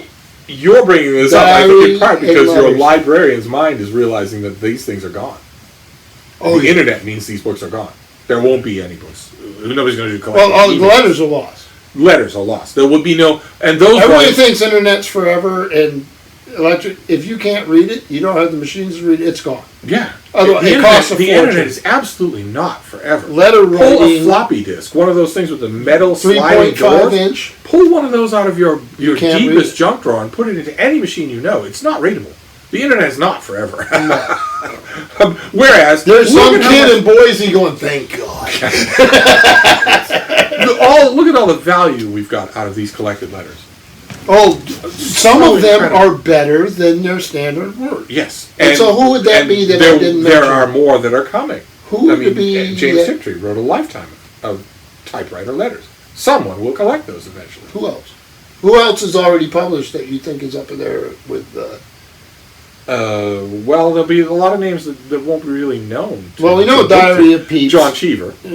He was mentioning Boswell's London Journal. It's not exactly preserved letters, but it is still very much like One that. wishes no, I don't wish an editor there because the harsh parts are actually what gives it life. The hard parts are amazing. Yeah. Reading Boswell other than the Life of Johnson. I've read Boswell's Life in London. These were discovered in the 20s. Comparatively recently. Yes. Yeah, and An amazing Paul literary edited them, discovery. and Yale did it. And Boswell was grotesque. Oh, gross. He He would not pass the litmus test, but if you miss reading those, you've missed some literature. You've missed an incredible document of history, and also genuinely entertaining. And you can't see real London without it. No, he was an absolute sot, but he was a great writer. No. But you think about the life that he led, lecherously pursuing anyone, and later in his life, a detail that Deb will probably edit out, but later in his life, Boswell was so ill with diseases that he picked up from the women that he was infatuated with that he urinated pus. Ugh. See, it got a little exclamation. Just picture that for a minute. But that part will be edited out. But in terms of letters, look at all the ones that we don't have yet. The collected letters of Ray Bradbury. Isaac Asimov wrote letters for 2 hours every day. I think We Family's don't got even huge have- control of those. We In don't even Asimov's have the case- collected letters of John Campbell. Oh my gosh, they'd be horrible reading, but so necessary. They were fundamental. They would be personal letters and also professional letters, and thousands of them, and we don't have them.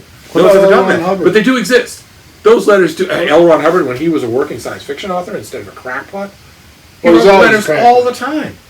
And there is nothing like that now. You know what I did? I went down to a BAM, Books A Million. It's a big chain here, not like Barnes & Noble, like them, but smaller version. Is that- They have a we've been there? Western We've section. been Yeah, to- we've been there. That was the place with the great remainders. Right. Oh, They have a Western section, if you can believe it. oh boy, nobody ever has Western Well, now Sixes it's new, anymore. so I Where wonder the if the collected sales letters are of Louis changing. L'Amour, for instance. Oh my God. Well, Wrote tons Bo L'Amour will make sure they come out. But they had a bunch of L. Ron Hubbard Westerns. L.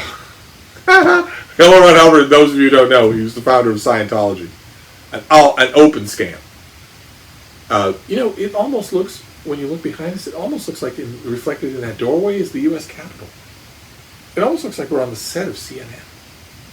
Isn't that awesome? Be careful of your sources. Yes, kindly be careful of your sources. If you have a You source, can't criticize the other guy if you do the same thing. if you have a story that looks like it's going to bring down Donald Trump and you have one unverified I'm sure source, you know what you're talking about. kindly don't run with that story. That is fodder for... Anyway, you don't need us to go. If we get into politics, this video is done. This video is done anyway. But if we get into politics, it's done. I don't know why. I don't know what I was segueing to. Publius Scublius. Publius Ublius, yes. The larger point here is that there's no way to do it. There's no way to fix it. There's no way to go back. Technology only moves in one direction, and yet the loss of typed correspondence is a serious blow. Do you remember Heinrich van Loon? Did the artwork? Yes. I was working in an archive once, and I came into this big pile of letters. It was a maritime museum, and there's a big pile of letters, and I started looking at the envelopes, and there were to a guy I knew who he was, and they had these yellow and red. Remember the drawings? Oh. And I'm looking at the envelopes, and each one's different. Okay, did I'm somebody gonna go- save those? Yeah, they were in these. It was in the archive for this guy, and we're going through cataloging it, and I'm looking at it, going, that looks like Heinrich van Loon. It was Heinrich van Loon. He was a great popularizer of history, a great biographer, a great Dutchman, and a great fan of Erasmus. Oh yeah, he did a thing. Oh, I forgot about that. Yeah. Have you ever heard of Heinrich van Loon? Yes, that's right. I've heard of Van Loon. I've never heard of Erasmus. You asked me if. Oh my god. Oh my god. Frida and I are going to spend the rest of the weekend at the house next door. But he doodled on everything. Absolutely everything. So recognizable though. Totally recognizable. All the letters that he wrote to anybody, all doodled. Half of those things ended up in the fire. So the fellow that he sent those to, that we were doing the archives of, also had a slew of letters, and then I did a reading when you and I did 2F by C of Sterling Hayden. And it was a huge thing. Sterling Hayden was an actor. He actually wrote, I'd love to find Voyage, a novel of 1898. I haven't seen it. You in did years. such a great video on him. But He also he did had all the visited time. this fella.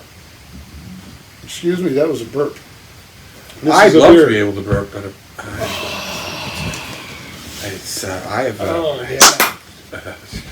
So, I don't know end why. this off There's camera. a story where he's visiting this town, and Just in case you're wondering, this was Deb's idea. this long, formless gas bag orgy of cold cool. no, it was. I blame it on a fellow from South Africa. I've heard of this fellow. Sounds like trouble. You know who you are. When Deb seconded it. You know who you are. Actually, you know, we our own- voxered each other, and you said, "Well, I would love it if you and Steve got together." That's the worst South African accent. Every time ever. he mentions he's got the most beautiful voice in he the breaks world. into by the the way. worst South African accent. And he said, "Couldn't you just sit down and just start talking?" And I'm sitting there thinking, "Yeah, if you want us to go to jail." God knows how Deb is going to edit this mess. I have no idea at all. I don't think you should. Why not just go? Why not just be real? We can't have a 3-hour video of you and I free associating. That would break BookTube. I've been a prima donna all night since I uploaded my day's videos. I've been saying, how many views do I have? Do I have any comments? I haven't put a video up in 3 weeks, and he's been. We had a 2 by C feature where we were going to talk about nautical literature, but I have Dune. I love Dune. I did not really get into the Thomas Covenant thing. Sorry, folks. And Yeah, I noticed, you want the Steve's other a one. bit of a recruiter, and I fall for it. I am. But I'm You're- a bit none of, of you are saying. But I'm a bit of a recruiter, and I get 6 columns from him, and he gets like 1 video from me. But am I right in saying that a number of people dropped out of Thomas Covenant? I don't know. I You don't aren't want the you only anymore. person. Again with the porn. I don't want you anymore. It's true, they don't. Well, no, I watched Darkest Depth of Mortar. I'm just sitting there like watching racing. I'm hoping the shelf falls. I'm getting more and more enjoyment out of these science fiction and fantasy read-alongs that I'm doing. I like Whereas the other idea, people I are just dropping don't- off. I'm getting more and more Mine, enjoyment. mine's work. Yeah, it's easy. I'm amazed that you lasted as long as you did making regular videos. It's it's a thing that I enjoy. It's hard to keep the pace. If you live in a little town, believe you me, the thing I've learned from visiting here is you have no idea the battles that are going on over your head and behind the scenes to make your seemingly peaceful library run like clockwork. One of the things is there's in any town so much that needs to be done. Boston's no different. And you have resources to draw on. A lot of times what I find in a small town is those resources are almost the same people for each. You start seeing the same faces all the Really? time. and it So becomes you would real say fun. that in any town, the people who actually have forward momentum is limited. Right, but if you're in a big place like New York, Boston, London, Moscow, wherever you are, you have a greater group of people. But you also have bigger things to do. I mean, I understand, but you're going to see the same crowd. You're going to see a lot of familiar faces when you do that in the art scene anywhere you go. So we're very fortunate to have what we do. They do age out. They do have new people move in. We try to do all that. And then, so, if you live in a town, no matter what size it is, if you go to your library and say you want to volunteer for stuff, they're going to want to hear about you. Doesn't matter how young you are either. Do not think just because you're young that you can't do this. You can find a role to play. And not just libraries, arts organizations, anything. So on that little preachy note, I think we should probably wind down before we get in trouble. Now we can talk about the good stuff. It's just the way of it. When you spend the weekend with a bookish person, it's surrounded by books. That's what's going to happen. I look at his shelves and I see 1,000 things to talk about. Most of which you've read.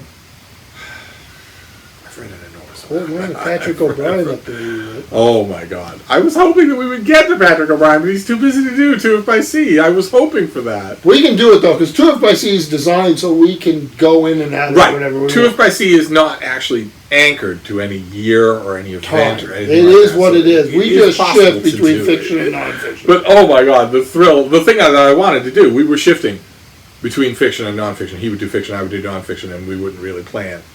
Because apparently it's my fate to be involved in read-alongs where there's no planning. And we would shift from fiction to nonfiction. But the dream that I had is that the crown of 2 by C would be that we would read Patrick O'Brien together.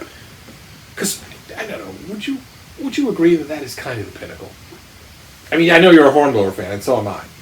But I understand the there's difference. something that Patrick O'Brien does that nobody... Oh no, I agree with. People will be reading both of them. I think for centuries. But I think Patrick I O'Brien's think a they'll be different- reading O'Brien longer than they'll be reading Forrester. because those books. They're two different things. You know, I went back to my Captain Kirk is Hornblower. Patrick Yes. O'Brien's deeper. But Yes. Captain Kirk is iconic. Captain Kirk is Hornblower. Captain Kirk is no one in Patrick O'Brien. And They're except two different things, and nautical fiction has room for both. But I'm an Alan Villiers guy. I thought about Patrick O'Brien the other day because Peter Weir died, Really? the director of Master and Commander. I didn't know that. And that was on social media. Well, he's not on social media. He's really old. But on social media, that was causing 1 million people to share their favorite clips from Master and Commander. And Russell Crowe. Well, that was a violent movie. A violent movie, but a great one. Yeah. Do you know many better No. nautical movies than that? I mean, God help us. Montserrat. Nicholas Montserrat's, what was it, Cruel Sea? Or... Do you like that movie? no, I like the book. I mean, Hornblower. The Gregory Peck Hornblower. That is great, even though the Who's ship... the young British guy who did the Hornblower? I like that. Oh, yeah. Ewan Griffith, who will be known to all of you as Mr. Fantastic in the Fantastic Four. I like that. Oh, that series was great. Absolutely fantastic. Not a beat wrong. Ewan Griffith's young Hornblower is completely heroic while being completely believable. And that's what you have to believe about Hornblower. He's a paragon. That's why he's more Kirk than anything else, because he's a paragon. But he's Admiral Cochrane. Right. He was based on a paragon. Whereas in Patrick O'Brien's novels, Lucky Jack Aubrey and his surgeon, Stephen Maturin, neither one of them are paragons. Jack I like Aubrey's Maturin. He's a little on the dim side, and Maturin is an addict. So I like Maturin. Yeah. But people were sharing their Remember when he wore the bear costume coming in? Yes. Oh my God, what a most miserable description. Going all across the country with Aubrey dressed as a bear. Because he had to be Because he undercover. had Oh to my be God, it must have been undercover. horrifically hot and miserable. It must have been horrible. And it had to be him. Also, the great bit where they've got all sorts of raucous New England whalers on board their ship, and because of the raucous noise created by the whalers, Jack Aubrey and Stephen Maturin are accidentally knocked overboard, and nobody even knows it. They have to swim all night. Aubrey swims with Maturin on his back, and he's thinking the whole time. Stephen Maturin can't swim, of course, and Aubrey can. He's one of the few Royal Navy captains who knows how to swim. Well, old sailors didn't want to know how to swim. No, they didn't want to know how to Because swim. if you fell overboard, it just make It you was suffer unlucky. longer. Aubrey can swim. That's stressed from the very first book. And in that book, I think it's Desolation Island, Aubrey has Maturin on his back. Maturin is a thin, wiry man. Aubrey is enormous. And he's swimming at night, trying to get to land, and he's thinking, we'll be fine unless a shark shows up. If a shark shows up, we're doomed. And they find O'Brien had it be a stereotypical deserted island with palm trees and coconuts and whatnot. And Stephen Maturin, the whole time they're on the island, he's not concerned at all. He got lost, didn't he? They- What did he do? He did They something just weird. wander around on the island. Right, But that's Stephen right. Maturin is completely serene the whole time. And when Aubrey finally asks him, why are you so serene? He says, well, because this is a nautical matter and you'll know what to do. And sure enough, that turns out to be true. But you don't get subtlety like that, even in the Hornblower novels. No, there's a different level. But both are important. And people were when But Peter Patrick Weir died, O'Brien- people were sharing their favorite clips from Master and Commander. And you know the clip that was shared the most? What? The very ending. The Boccherini Sonata, where they're playing their music as they turn around because they realize that the crew that they have captured have deceived them. It's interesting how music plays throughout this. Oh yeah. Well, throughout the novels, absolutely. Oh, you know. Especially halfway through the series, when Stephen Maturin is at Aubrey's cottage in the country. They're far away from the ocean, and Aubrey and Maturin have been playing their instruments together on board ships for a long time now. And Stephen Maturin is wandering out at night. It's late at night. Aubrey is beset by creditors. Remember, in the series, he's beset by speculators who take him for everything he's worth, convincing him That's historically. yes, a very, historically accurate. They bilk him. They tell him he has active mines on his land when they know it's not true. So he's beset all around. Plus, his father is a totally reprobate member of the House of Parliament. And to escape those worries, late at night one night, when Maturin, the doctor, is standing there on his balcony late at night, he sees Aubrey go out into the garden and start to play. And Aubrey plays with astounding virtuosity. Maturin realizes for the first time that he has been scaling down his skill in order to play with Stephen Maturin this whole time, and that he's actually a fantastic player. We're also told that what's the name of his cottage? Oh, I remember. Highgrove Cottage Remember or it had something the like that? leaks in it. It has leaks, but it also has a Shakespeare First Folio that is just in the library. Which is gone now. Which is gone now, yes, the later generations. Aubrey's kids don't see it. O'Brien did a fairly competent Picasso biography. Did he really? Yeah. He did. Did you read his Cochrane biography? Didn't he do a Cochrane biography? No, it wasn't him. No. It wasn't him. No. Who was it? Hervey. That's right, yes. Hervey. Yes. There's been several decent Cochrane biographies, and if you want to know, And yet there's one in the last 30 years. Well, Folio Where's was the new one reprinted. we need? Was it what's his name? Jesus, I'm getting old. Anyhow, He's been. when you look at these iconic characters, Aubrey, Hornblower, Captain Kirk, funny enough, not Picard, are all based on Don't get Admiral me started. Cochrane. Now Cochrane was totally inept as a politician and a land-based person. He had a Scottish peerage, right? I think he did. And then, but he had a huge role in South America's history. It loses all of its threatening potential if I say "Don't get me started" after 40 minutes. Right. I want to. No, it gains. I know. Yes, they'd like anything. They'd like to be let loose from this video at any cost. Don't get me started on Captain Picard. Okay. This house has every Star Trek adventure that has ever been filmed in one form or another. But I think I know where your loyalties lie. You couldn't love original Cochrane. series, and then I'm going to drive everybody out of their minds. I love Enterprise. Oh, isn't Enterprise good? Oh my God!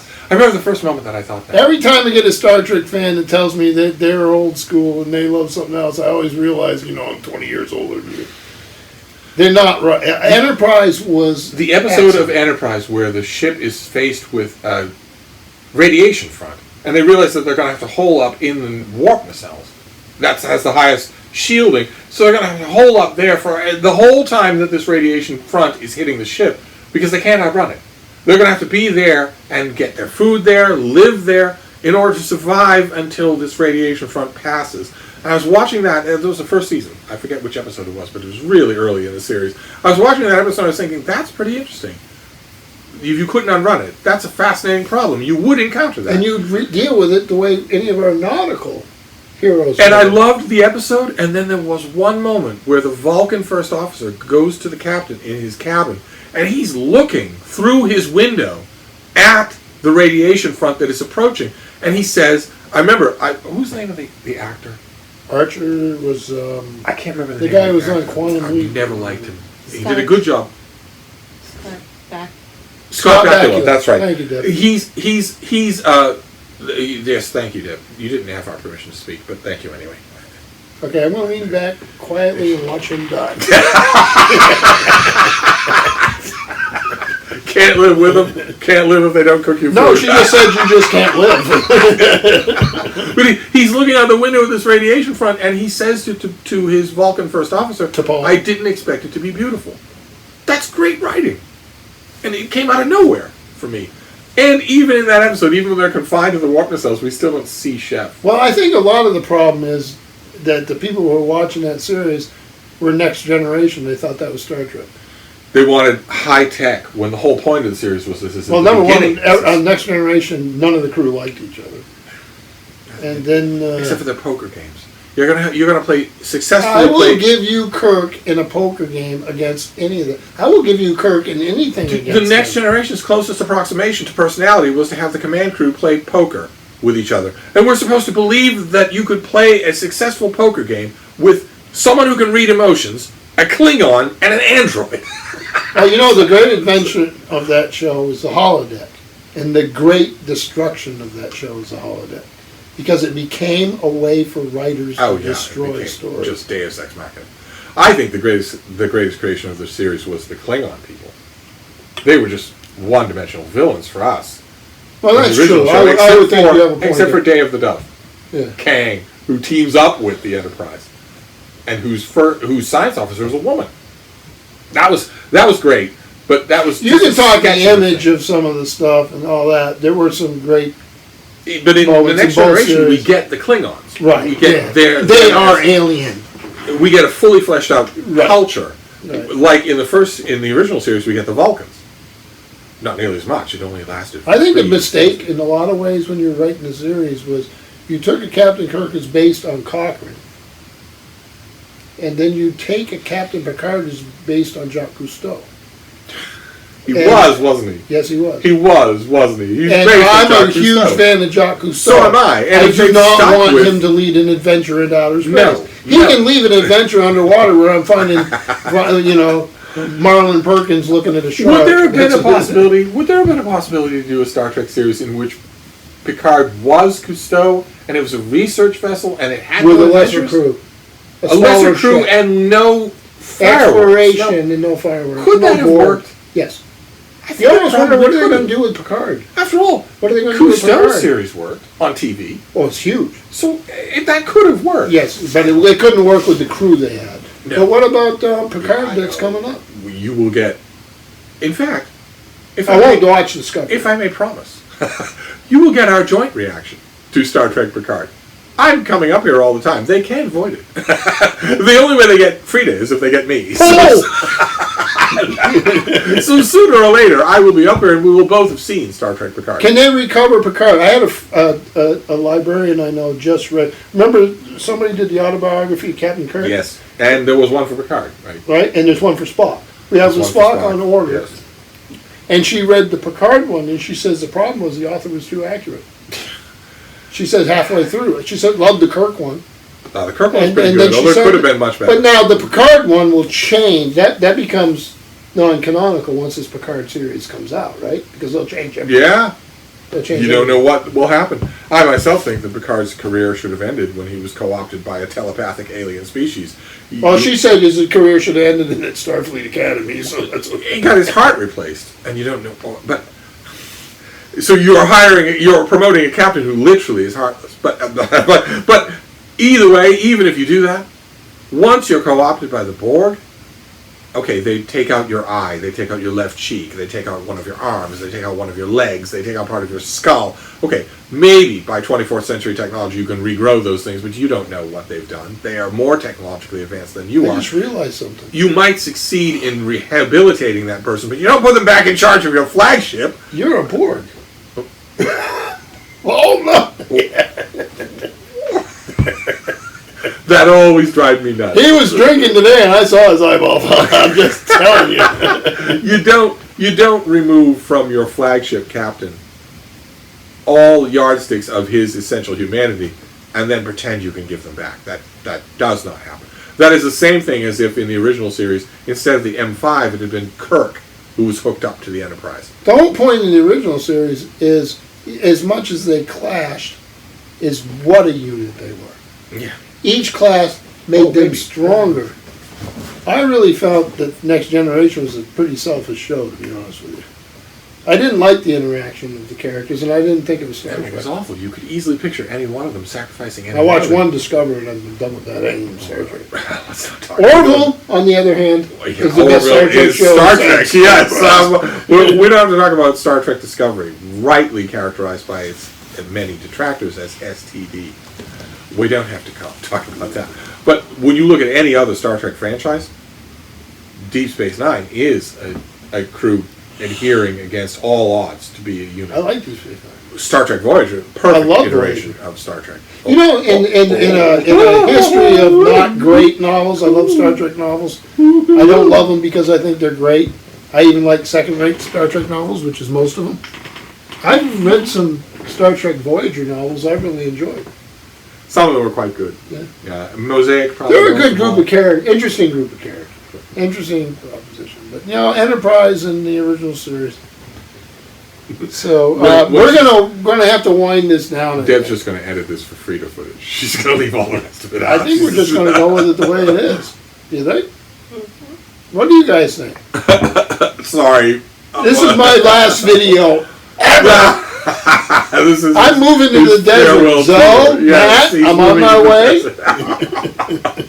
this is all that we do when I'm up here. Yeah. We coo and caw over Frida, and then we just ramble about science fiction and the news of the day and old authors and fantasy and whatnot. It's tremendous fun. So hopefully we covered enough ground. It is a long video. The only reason she's standing on me like this is because she wants to go out. She wouldn't be doing this otherwise. So it is a good time to end. Oh. So thank you, BookTube. Thank you, BookTube. Sorry very much for the hour-long video.